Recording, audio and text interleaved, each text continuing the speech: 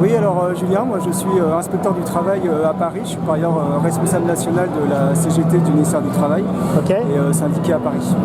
Donc on est ensemble ce 1er mai pour faire du travail, mais aussi pour faire des annonces. Je crois que demain, la Directe, justement, doit vous annoncer des nouvelles assez catastrophiques. Est-ce que tu peux nous dire de quoi il s'agit?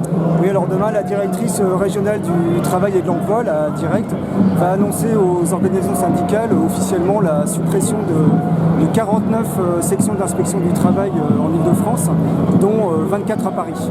D'accord. Et alors, comment ça va se passer? C'est-à-dire en fait que ça sera des suppressions d'emplois, ça sera des redéploiements? Comment ça va se passer dans les faits? Non, ce ne sera pas des redéploiements, donc ce seront des suppressions sèches de sections d'inspection du travail.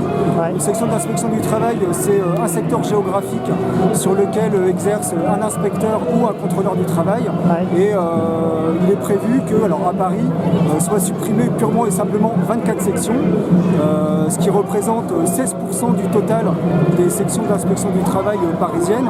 En Ile-de-France, 49, ça représente 10% sur les 468 sections qui existent régionalement. Ça veut dire que le territoire parisien va être redécoupé en 124 sections d'inspection au lieu de 148 aujourd'hui, et en Ile-de-France, 468 moins 49 territoires géographiques. Ok. Alors quelles seront les conséquences immédiates de ces suppressions de... Les conséquences immédiates, c'est qu'il y aura moins d'inspecteurs du travail pour contrôler de plus en plus d'entreprises. Donc le nombre d'entreprises à contrôler par agent de contrôle va augmenter, le nombre de salariés à contrôler par agent de contrôle va augmenter, ce qui veut dire que à très court terme, puisque le projet est prévu pour une mise en œuvre au 1er janvier 2018, on aura moins de possibilités de contrôle et moins de possibilités d'accueillir et de renseigner les usagers que sont les salariés. D'accord. Alors comment s'y opposer à ce plan social? La première réponse pour nous, c'est la rue aujourd'hui. Donc nous, ce qu'on dit, c'est que de toute façon,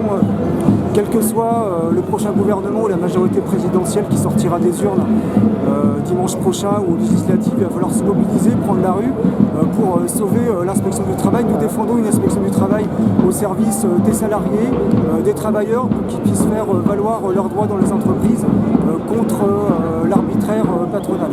D'accord. Très bien, je te remercie Julien, bon courage. Merci.